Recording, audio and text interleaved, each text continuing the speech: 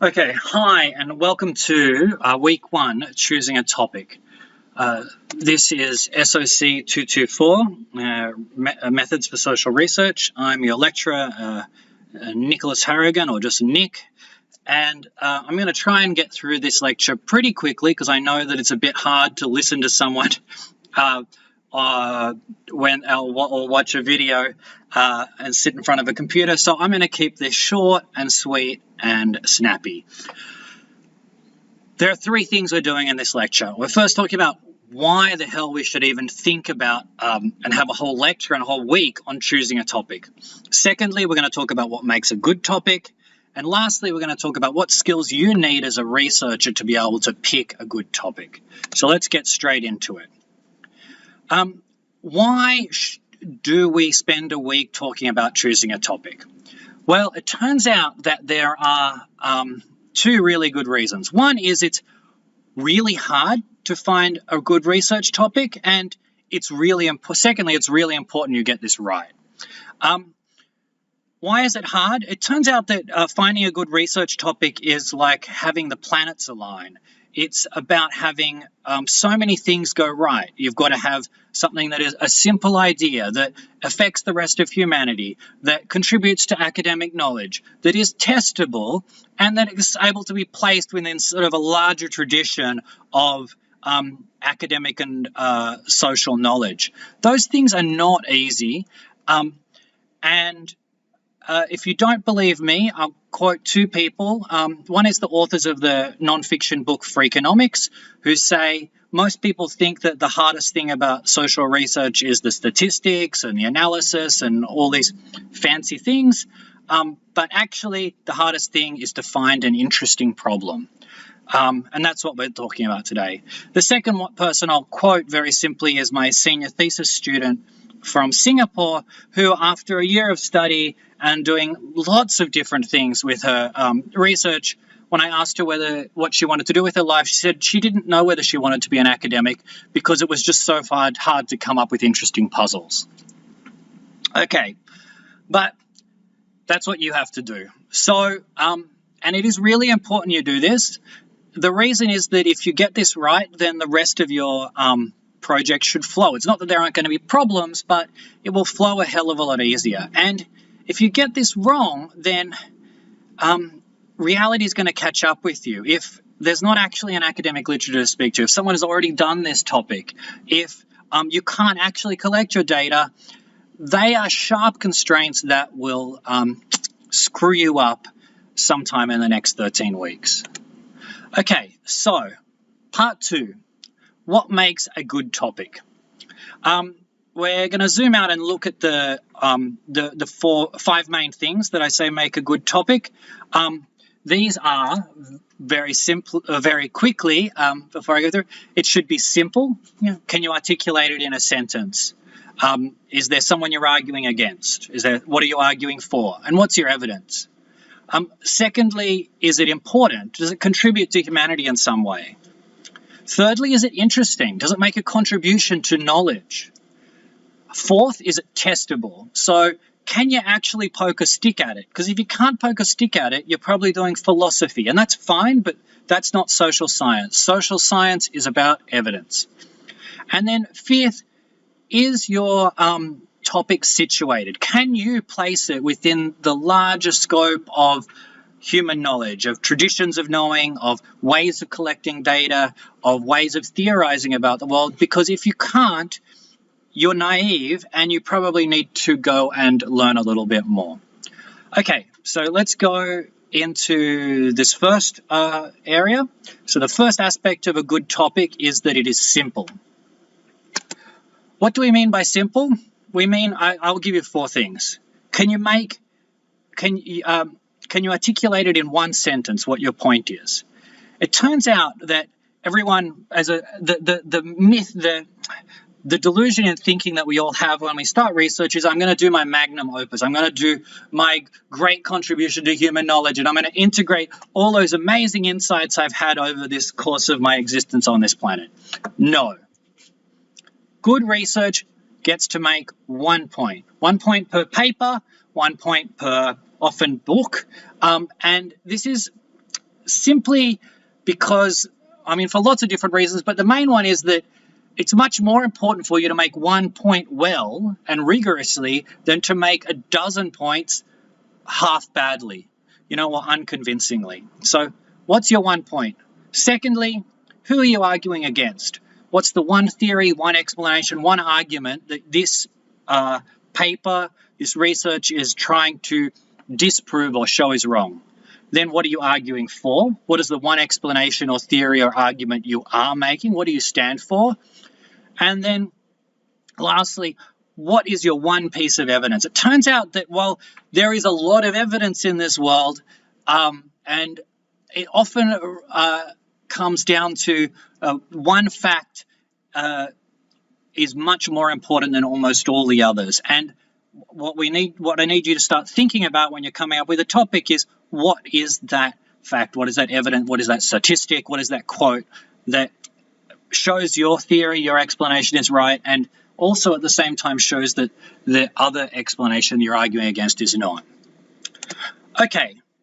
The next thing that you need for a good topic is for it to be important. And as we said before, this is about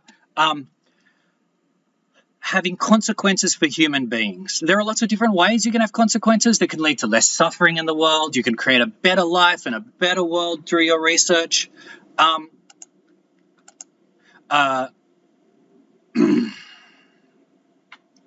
You can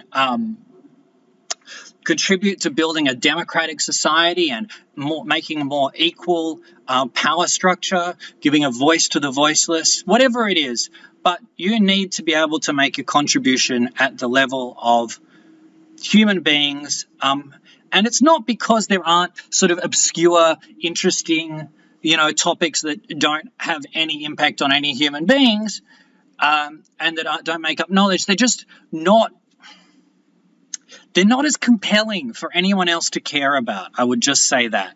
And also, it's not as compelling for you to care about. So try to pick an important topic. The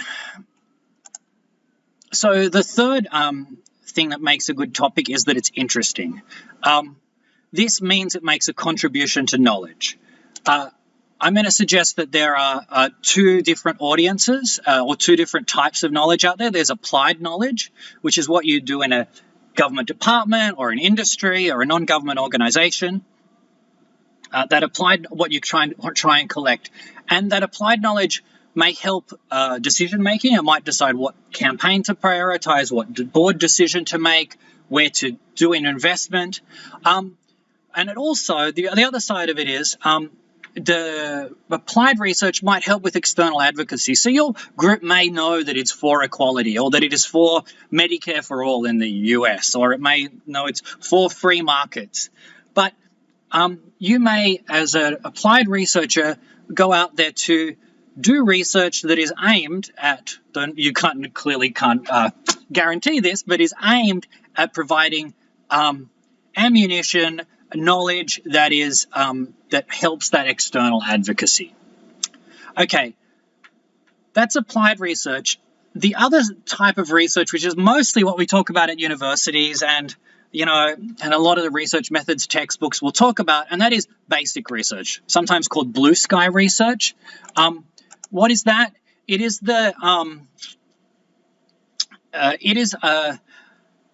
basically research which contributes to humanity's overall stock of what's called generalizable knowledge. Generalizable knowledge, well, it means that it's not just knowledge that is applicable to one particular circumstance. It's not just about why you and your boyfriend or girlfriend broke up. It's not why one particular block of units collapsed. It's not why there is a certain type of gravity or rate of gravity at Macquarie University. Instead, it is a contribution to the general principles of why humans break up with each other. It's a general contribution to why there are bad building laws in some jurisdictions and not in others, or what determines the nature of gravity and what are the dynamics of gravity across many different places. across the universe. So that's one way to see if you're doing basic research. Another two things that you can ask yourself is, does your research address a failure in existing theory to explain facts? So, for example, if you could argue that in America, many people argue, and much of the existing academic literature says that people voted for Trump because they're racists, right? I'm just putting that out there for argument's sake. And but you may turn around and say there's an inconvenient fact, which is that many of those racists voted for a black president 4 years before. They voted for Obama. Well, this is a inconvenient fact that isn't explained by existing theories, or at least one brand of existing theories. And so what a good basic research would do would attempt to try and understand that. Another thing you can do to identify contributions to basic research is look for debates in the academic literature. So if there's a debate between two different positions or five different positions, say in political economy, about whether markets are good or not, or whether there should be limits to markets, then that tells you there is a contribution to be made to basic research.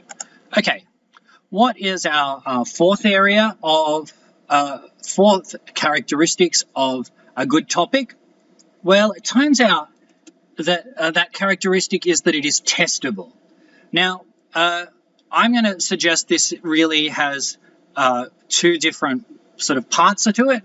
One is around kind of measurability. Is it an empirical question?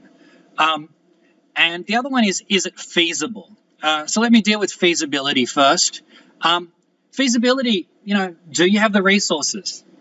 Do you have the time? Do you have the money? And can you actually collect data? It turns out that many research projects go wrong because they're built on all these wonderful theories, but no one will actually answer their survey. So, and you need to be able to ask yourself, is your research feasible? And it needs to be a good topic. The other side of it is, which is about empiricism and measurability. It turns out that every a topic that you have will actually be able to be thought of at a conceptual level and also at an operational level. A conceptual level, we mean things like a dictionary definition is a conceptual abstract definition. We might say that gender is the conception of femininity or masculinity that exists in someone's identity. Or we may say sex is whether they have an X or a Y, XY or XX chromosome. I know both of those examples are incredibly problematic because there are multiple genders and multiple ways of identifying, but my point here is very simple, that these conceptual definitions are at relatively abstract level. We might, and we want to define a whole lot of things, which we're not going to get to this week, but we'll define things like our dependent variable, our outcome, our independent variable, our causes, our controls, so other theories that might be impacting, or other variables that might be impacting on our outcome. We might define mediators and moderators, and we also need to define our hypotheses.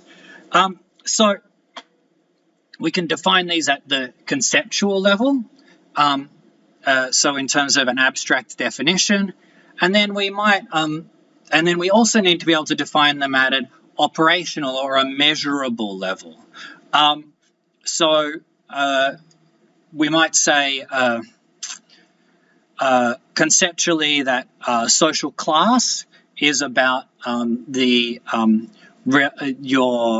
relative economic rewards that go to your job, or social class might be the relative economic stature of a person in a larger society. And then our operational definition might simply be, how much do you earn? Great. We might have a conceptual definition of mental health, which might be that someone is able to operate in their day-to-day lives and fulfill many or most of their basic functions in their role in society, whether that is as a husband, a wife, a child, a parent, a worker, a manager, whatever it is. That's your conceptual definition of mental health. And ill health is when you can't do those things. But then you might have an operational definition, which might be, it could be something simple, like have you been hospitalized in the last 12 months? Or have you felt so depressed that you couldn't do anything for a month out of the last year?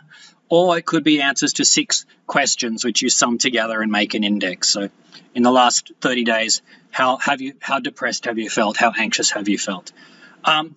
This is an operational definition of mental health. We're going to deal with this much more as we go on later in the semester. So just let this wash over you, but I want you to just get an idea at this stage that that really a good topic is testable because it's both feasible and there's something you can measure. So let's move on. The fifth and last characteristic I want to talk about in terms of good research topics is that they are situated. What I mean by situated here is that it is situated within a larger, you can place your research within some larger intellectual and academic communities. There are several that I would suggest you think about. One is sort of what we call methodological traditions, and these are about what's the goal of social science. It turns out there are 3 really big groups of thinkers around this, or ways that social scientists conceive of their goals, which I'll mention briefly. There are basically what's called positivists, who think of their goal is to be objective, rational scientists, like they are a physicist or a chemist or a biochemist or such. The middle group here is called interpretivism, and these are social scientists who tend to think about social science as having a goal of understanding how humans create meaning, how they have norms and frames and discourses and interactions which generate a way of understanding and interacting in the world. And then the last group of social scientists are what we call critical social scientists, and they see their goal as exposing myths, including like the delusions of the powerful, the illusions of the powerless, and comforting myths of the comfortable. Exposing all of these myths, not exposing, I've misspelt that there. You want to be able to place yourself in one or more of those traditions. And for example, for myself, I tend to fit in a positivist and critical social science, but depending on the exact project I'm doing, it will sometimes have interpretivism, sometimes it'll be more positivist, and sometimes it'll be more critical. The second part of situating yourself is to be able to situate yourself inside a recognized method. So it turns out that there are ways that social scientists tend to collect data and analyze it, and you want to generally pick one of those. Why? Because you're the new kid on the block. There is a reason why other people chose past data collection methods, and those methods have been tried and tested. In terms of picking a recognized method, you can think of 3 big traditions. There's quantitative, which means methods where they basically transform social science information into numbers. So a survey or an experiment. You can also think of qualitative methods. So those are ones where the data you're collecting is in the form of pictures or in the form of text.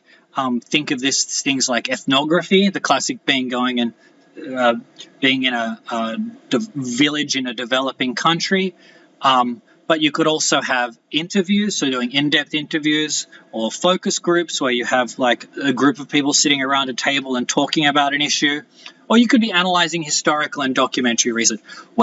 Documentary evidence. And we're going to be going through all these different methods over the course of the 13 weeks, so we're not going to get bogged down on them now, but the main thing is that you generally, when you're doing research, you should be able to say, am I being qualitative or quantitative? Or perhaps, which I'm going to get you to do this semester, you're doing mixed research. So you're doing some quantitative and some qualitative and bringing them together to try to understand the world better. Okay. The last part of situating yourself is to ask, what's your intellectual tradition? What's your theoretical tradition or framework you're coming from? And when I say this, I want you to try and draw a distinction here that I think is fundamental between sort of theoretical and intellectual traditions that are basically frameworks, like rational choice, or you're Marxist, or you're postmodernist, or you're functionalist, or a feminist, or a realist, or a critical race theorist. These are frameworks are very general ways of understanding the world and also the role of research and what questions can be asked and so forth. And to be honest, I think you should think about these things as more like religions, right? They're worldviews, and they're not really what we test. It's important to know where you stand in relation to these because they are really fundamental, important questions to be able to be answered. That you need to answer as a researcher, but they're very much like whether you choose to be Catholic, Protestant, atheist, Hindu, Buddhist, Muslim, whatever.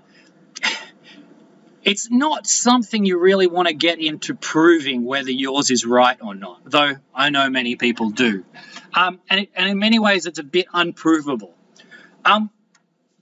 So we all have religions, but honestly, I don't really care about yours and you don't care about mine that much. But there is something which we do care about at a theoretical and intellectual level, which is what are the really testable competing theories, complex ideas, complex frameworks for understanding the answers to my particular research question, right? So while you may, we at some level, I always say that frameworks or worldviews and religions, they're a bit like underwear. Everyone has them. No one wants to see yours, right? Unless you're a very special person. But with these topic-specific theories, we do actually want to see them and identify them because these are really what we'd call explanations, right? So I've got an example here. Why do African Americans have poor health outcomes? That's a really classic question. Or we could ask, why do Indigenous Australians have poor health outcomes? Probably a more relevant one for Australia and this class.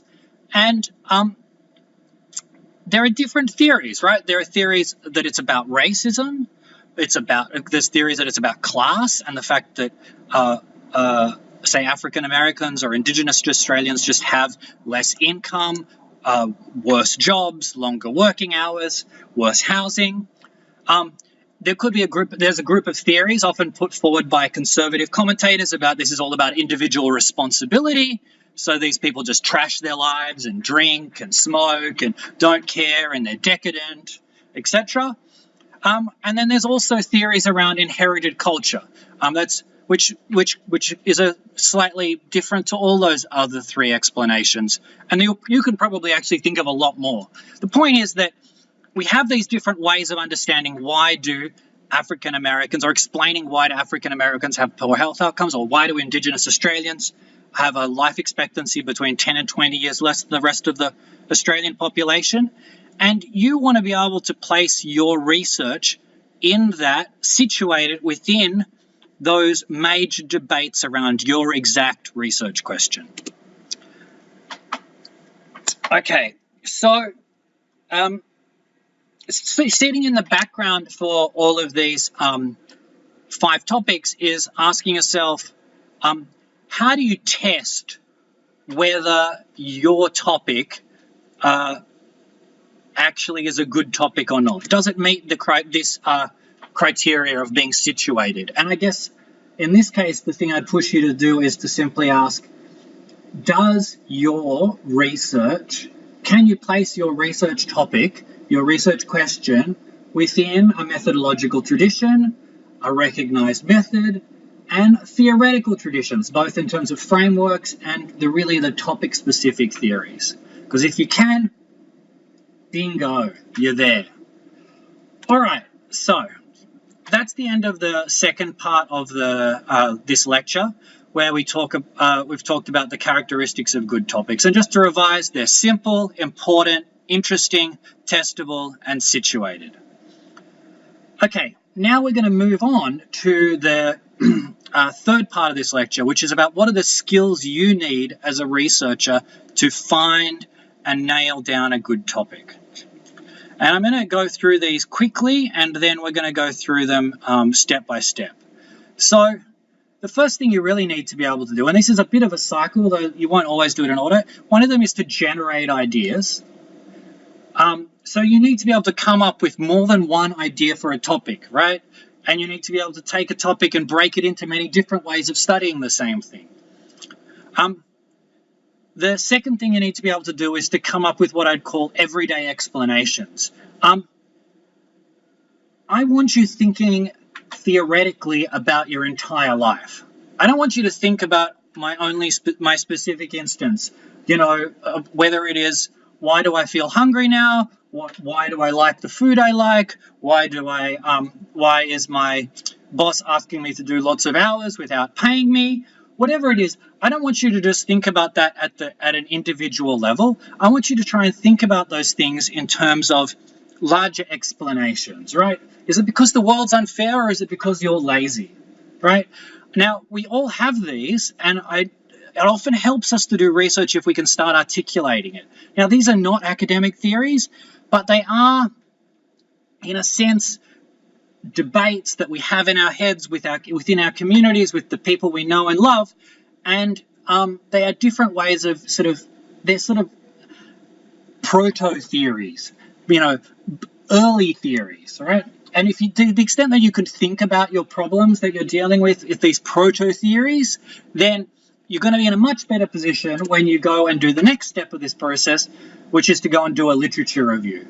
Because the next part of a skill you need to find a good topic is to be able to review the academic literature and find what are the actual competing explanations and debates that exist in the academic literature around your question. Okay, once you've found that and found that literature, the next thing we need to do is to ask, is to try to, in a sense, map out our topic.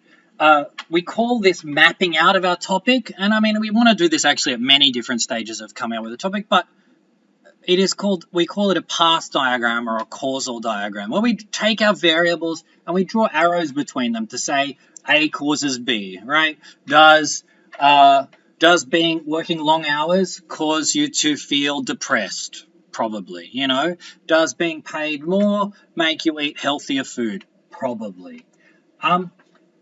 These are nice cause and effect diagrams, and we'll talk about them more in just a second. The next skill you need is the skill to be able to make a hypothesis. This is basically a testable statement that tests between different theories, and you need to get good at making these. Last two steps are to write an abstract. The abstract is a very short summary of your whole topic, and it really forces you to make sure that you've got all the key components. And then the last thing I would suggest you want to do is to do what I call a stress test, which is to take all those sort of tests that I put on the first part of the board, on the first part of the drawing or mind map, and make sure your topic that you've outlined in your abstract actually passes. Have you really got one sentence summaries? Is it really making a contribution to the better world? Is it contributing to knowledge? Is it really testable and realistic? And can you situate it in larger human knowledge? And basically the idea is that if yes, then you pass and you get to go on to detailed research design, which is the next what we're going to do over the next 2 to 8 weeks.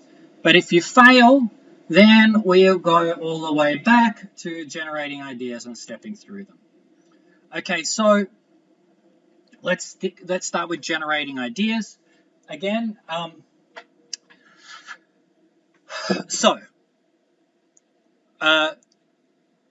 do you as a researcher generate ideas? I mean, this is like being taught how to brainstorm, you know. I feel a bit silly saying it, but let me give you a few quick ideas. You know, think about what your passions are.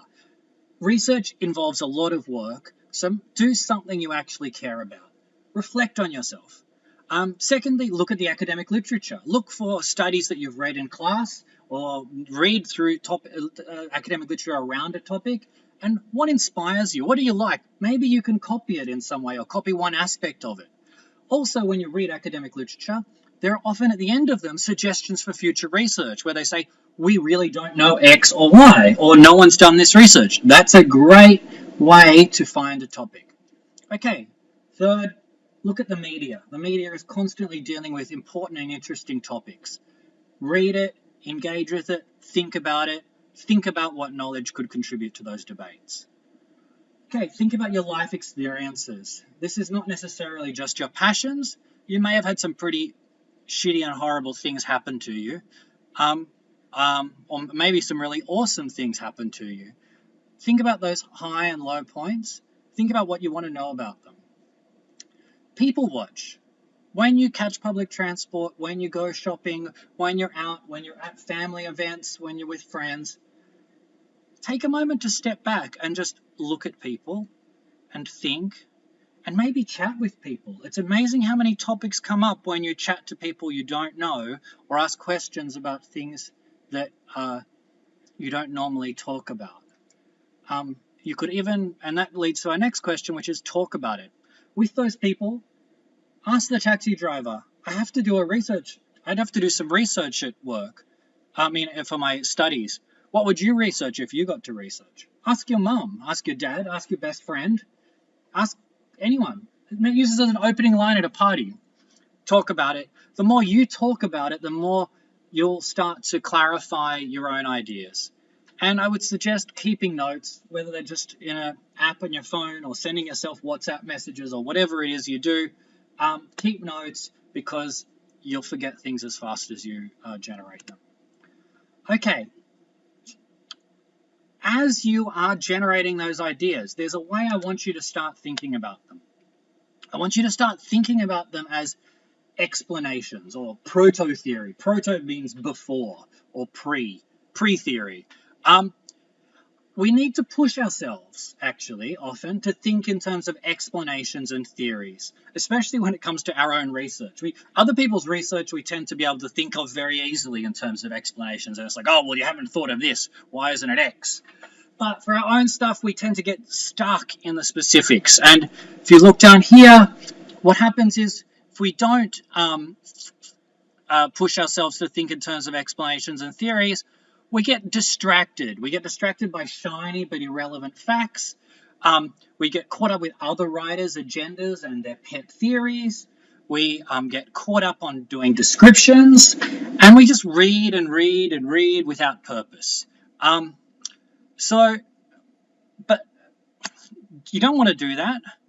And also, you can't afford to start theorizing only once you've read all the literature, because you're never going to have read everything.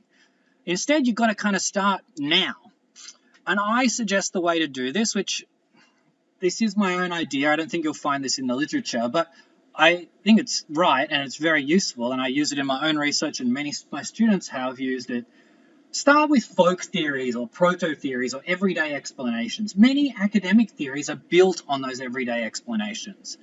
So if we think, I've got a whole list here, but there are so many debates in our society about really come down to competing explanations. Is it nature or nurture? Is it individuals or institutions? Is it exchange or exploitation when they accept a low-paying job? Is it equality or efficiency that matters more when we implement a new law? Is markets or states the best way to solve a problem? Is freedom or regulation more important when we look at a particular issue? Why is something happening? Is it race? Is it class? Is it gender? Is it a bit of all of this, all of them? Is something sexist or is it self-realization? Thinking of makeup or many different things in our society. The way that women are objectified, the way that women dress, the fact that men are getting into makeup and grooming products these days. Is this sexist or self-realization? Is what we see here a free choice or a false choice or a forced choice? Are we really, are people really choosing to go into, bad jobs or buy McDonald's or whatever it is? Or is it something that's very framed? And is something we're doing helping or hurting? Perhaps many people may think they're helping, say missionaries working with Indigenous people in Australia, but are they really actually helping or are they hurting? These are kind of what I would call everyday explanations, and this is just a very small number of them, but I want you to start thinking in this way because it will help you to start thinking about what are the real core arguments here, and then what would test which one of these was right or not. Okay, so the next step I think you need to, or skill you need to try and develop as to be able to pick a good topic is to be able to do a literature review.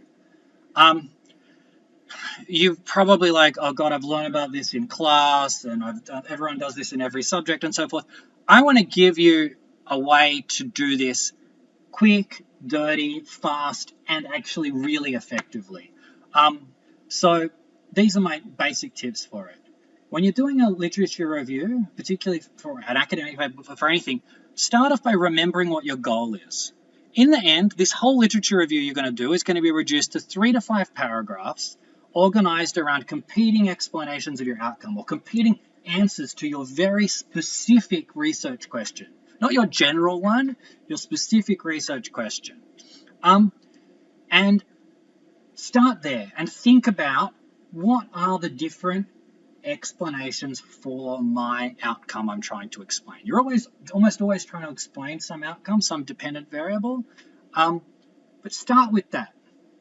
And then I suggest like the method of doing it, these are relatively straightforward, but you do a search of the academic literature.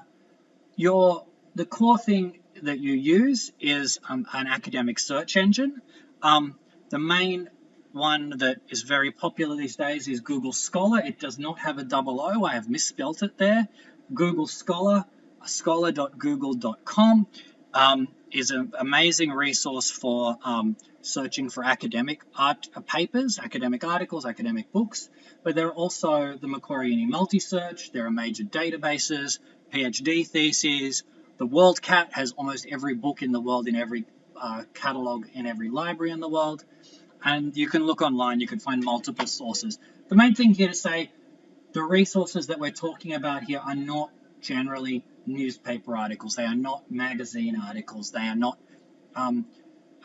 even popular science books. These are generally, we're talking about academic research. And the reason is because it has been, by and large, peer-reviewed, and which means reviewed by other academics before it's allowed to publish, and it's kept to a certain standard.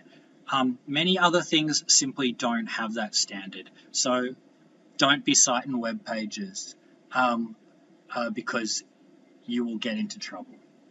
Don't cite Wikipedia.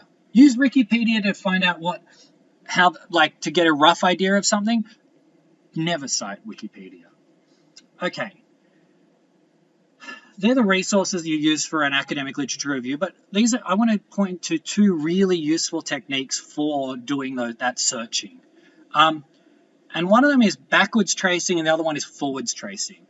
Because One of the interesting things is that you don't actually need to find everything when you do those searches to be able to actually get a sense of the literature.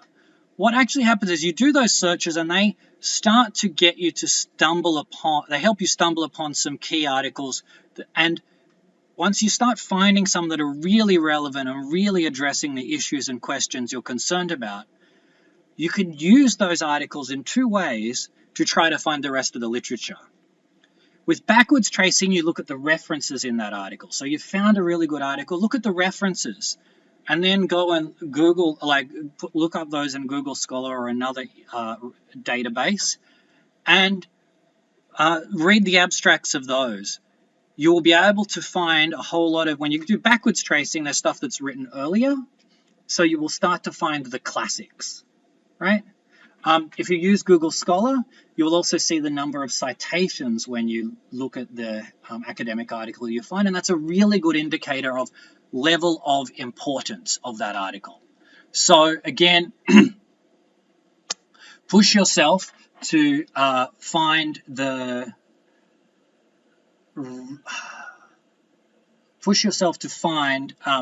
some really foundational text. And then secondly, do forwards tracing.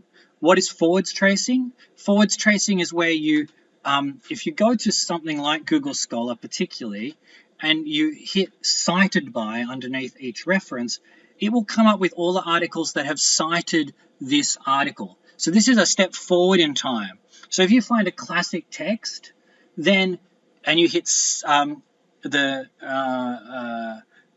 cited in or cited by, then you will find all of the research in the last, since that article that have cited it.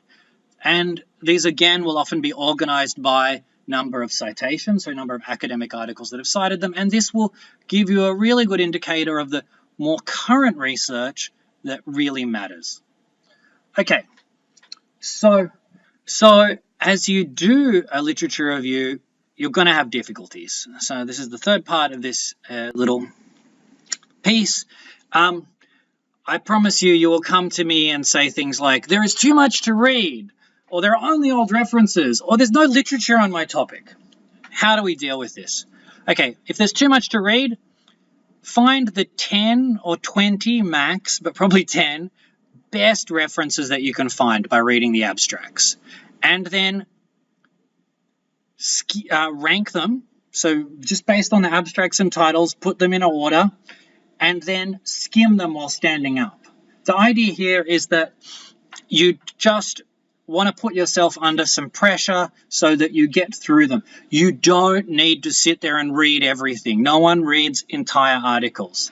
A second thing you can do, which is another really good tip from this woman named Wendy Belcher, is the 3-tick rule. The 3-tick rule is the idea is that as you're reading an article, say you've printed it out, you tick once when you like something, twice when it's awesome, and 3 times when it's just absolutely amazing, the point.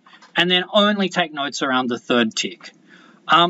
However, better than all of these suggestions is this last one that I'm going to give you, which is I suggest you write a draft of your literature review from the top of your head.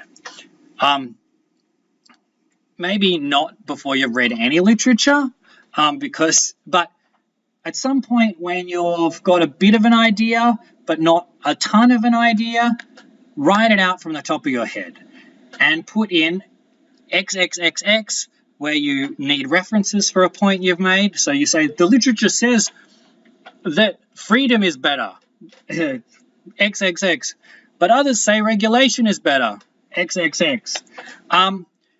And this is argued by, you don't know who argues it, right? Or you don't know what evidence they put forward.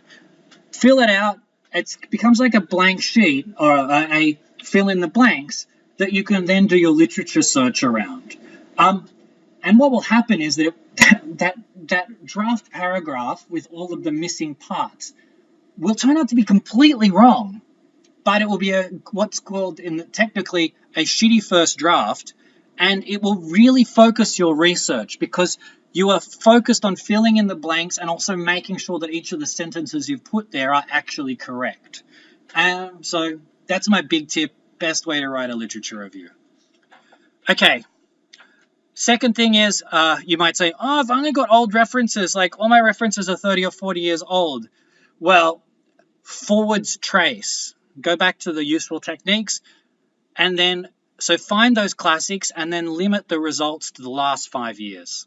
It's a really good way of getting on top of the current literature. And within that, often try and look for literature reviews. They will give you a really good summary of the current situation.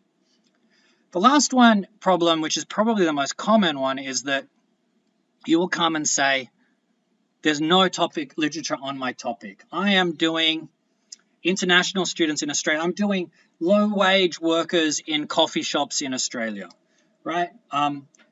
And you will say there's no research on this, especially not on their mental health or on their housing conditions or such. Or you might say that I just keep on getting lots of irrelevant references that are not related, which is kind of saying the same thing. There are a few tips I will give for making that literature review work. Firstly, you need to actually search for the correct search terms. You will find that the words that you use, the keywords, right, that you use when you start doing research will not be the ones that the literature uses. So you may think I'm doing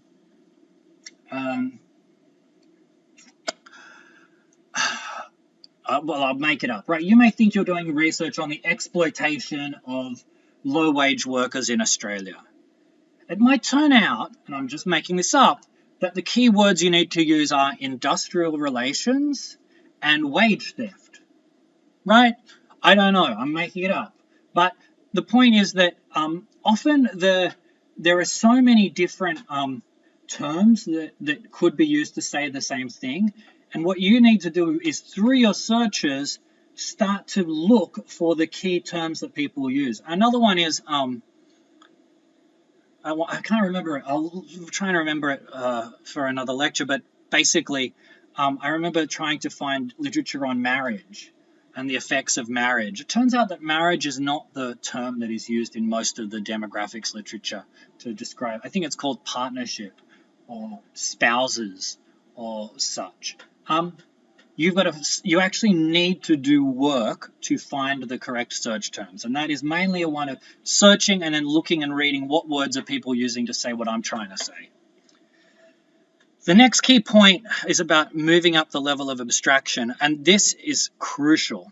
So you may say, no one has done anything on the housing conditions of low-wage workers, of coffee shop workers in Sydney. And that's probably true, right?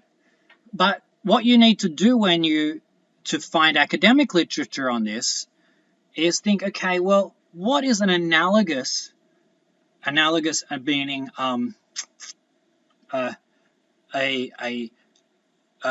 similar but in a different context situation that someone would write academic research about this topic. But say if they're doing it in the United States or in the Middle East or in Europe or in Japan or in China, right? Or in a slightly different industry or maybe not at work. And so maybe that literature on low-wage coffee shop workers and the housing conditions really could be reframed as the effects of income on housing, or the effect of housing affordability on life chances, or it might be the effect of a minimum wage on housing conditions and so forth, right? Or maybe you want to look up what are the effects of quality housing on things like children's outcomes, health outcomes, tuberculosis, diseases, etc. Again, the point here is that you need to often move up the level of abstraction from talking about low-wage coffee shop workers to talking about the impacts of income, and from, the housing impacts to, well, housing is relatively general, but you might raise the level of abstraction to the impacts on quality housing, or housing affordability, or on the health outcomes of quality or low quality housing. Third point is simply think about the same problem or topic from multiple framings. Again, I've sort of dealt with that. And fourthly, thinking of analogous streams of research. Again, pretty straightforward. I think you get it. But remember that you often need to think about your topic at a much higher level, at a much more abstract level. Okay, we're nearly finished. We're just about there. Okay, one thing that's incredibly useful as a tool for choosing a topic is to be able to draw it. And one of the ways we draw theories is with what we call path diagrams or causal diagrams. In these, we have nodes, the dots, right, which are variables, right? They might be gender or income, or they could be housing, right? So how does income affect housing, right? That is a causal relationship. And the arrow, drawing an arrow from housing to from income to housing, so an arrow from income to housing is saying that income somehow impacts on the quality of housing. So we have the key components are these nodes, the arrows, which are cause and effect. So this is A is a cause here of something that's not specified, and B in this case is an effect. It turns out then that we can, with these, draw out a whole lot of classic types of relationships. We're going to do a lot more work on this in later weeks, but just to sort of start, you can think of things like direct effects of A on B. You can think of indirect effects. So maybe I'll give you an example. Maybe getting paid a minimum wage, a better wage, increases the quality of food you eat, the more vegetables, which then increases your life expectancy, or maybe leads you to lose weight, right? It's an indirect effect of income on, say, body mass index or weight or health through the pathway of being able to afford vegetables or buying vegetables. We also have controls, so we might say, what is the impact of income on the housing you have, controlling for maybe the amount of assets you have, or the savings you have, or maybe your parents' situation, or maybe your partner's income, so it's not just your income that impact on this. So often there are confounding variables that are impacting on our outcome, and we can draw that with this sort of a diagram. We can also have moderation. This is quite complex, but which we won't go into now, but basically the relationship between A and B can be changed by some third variable C. So the relationship between income and housing could be very different for men and women. So C is gender, and that modifies how income affects housing. We can also have effects like repression, where A might cause C, but then C actually has a negative impact on B, so it reduces the amount of B.